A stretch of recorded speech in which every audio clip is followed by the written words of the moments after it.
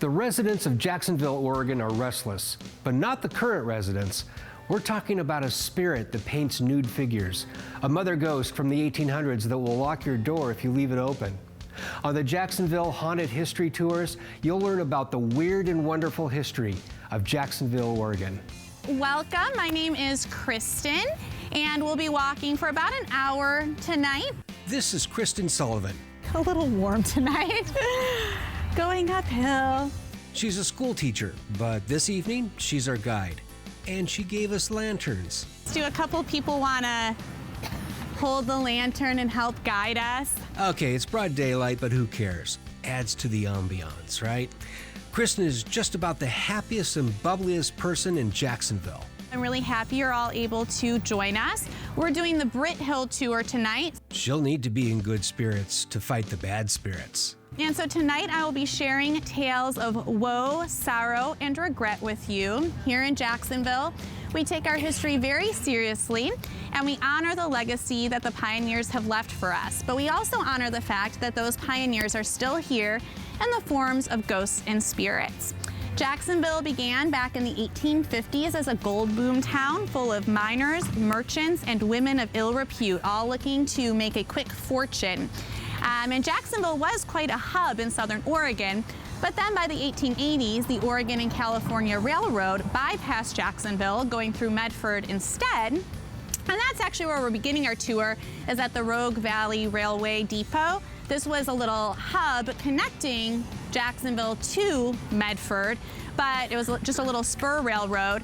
That was Jacksonville attempting to hold on to its place of prominence, but unfortunately it didn't work, and Jacksonville faded into the ghost town that you'll hear about tonight.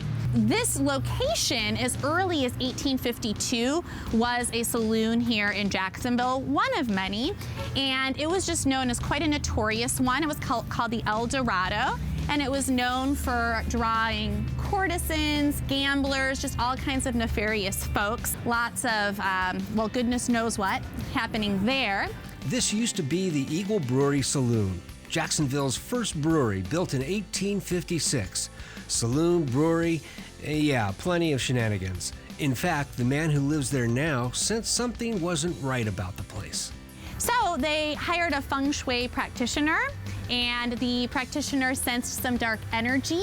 You know, the tour isn't all about the ghoulish and reprehensible.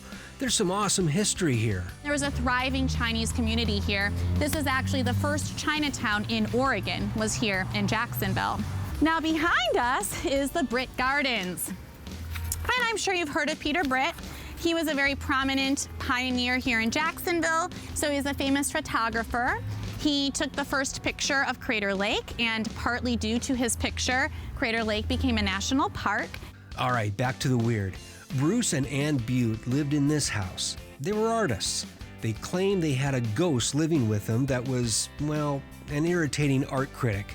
The ghost would, shall we say, enhance their nude paintings. So? Bruce decided it was time that they should start painting landscapes instead of figures, but Ann decided it was time to move. On the Jacksonville Haunted History Tour, you'll hear stories of murder and mayhem, fame and fortune, and the ghosts that still haunt the town today. Tours start at 7 p.m. on the first and third Friday of each month through September. It's cheap, just $5. Oh, and this is just one of 2 tours available. Visit before you visit at jacksonvilleoregon.com. Time to turn in our lanterns. Thanks, yes, and I always forget the lanterns, so thank you for taking care of those. Scott G., NBC5 News.